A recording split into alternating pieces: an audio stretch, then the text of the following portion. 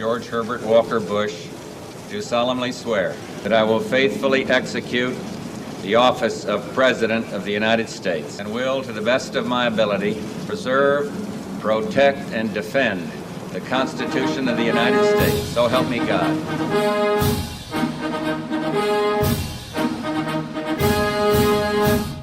George Herbert Walker Bush belongs to a political dynasty. He sits in the middle of 3 generations of politicians, including his father Prescott, a senator from Connecticut, his son Jeb, former governor of Florida, and his son George Walker, the 43rd President of the United States. In fact, George H.W. and George W. are only the second set of father and son to become president. John Adams and John Quincy Adams were the first. Bush was born and raised in New England in a wealthy family. His parents valued hard work and public service and were strong influences in his life.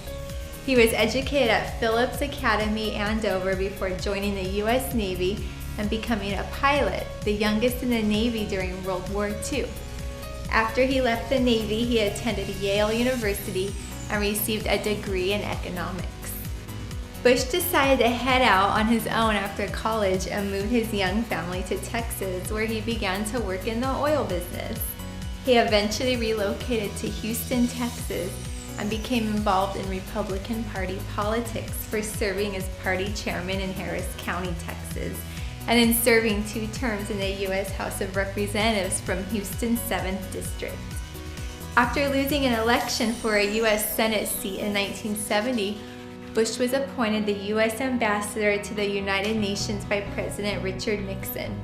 He went on to hold a number of positions within the presidential administrations of Nixon and Gerald Ford, including the chairman of the Republican National Committee, U.S. envoy to China, and director of Central Intelligence. In the 1980 Republican presidential primaries, Bush ran as a moderate candidate with years of experience. However, he was quickly overwhelmed by Ronald Reagan, the former governor of California. Reagan asked Bush to be his vice president to help attract moderates and bring foreign policy experience to the ticket. The Reagan-Bush ticket won handily in both 1980 and 1984. As vice president, Bush continued to expand his foreign policy experience and traveled widely. He also became good friends with President Reagan, although he never became a close political confidant.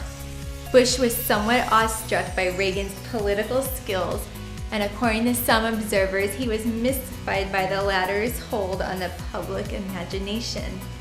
In the 1988 presidential election, Bush's candidacy offered a continuation of the Reagan years.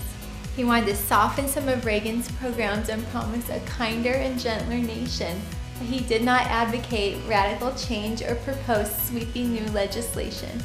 Bush was the first president since Martin Van Buren to move directly from the vice presidency to the presidency through his own election. Bush was sworn in as president on January 20th, 1989. And with a strong team of foreign policy advisors, he helped the United States navigate the end of the Cold War and a new era in U.S.-Soviet relations. He also led an international coalition of countries which successfully forced Iraq to withdraw from Kuwait in the Persian Gulf War.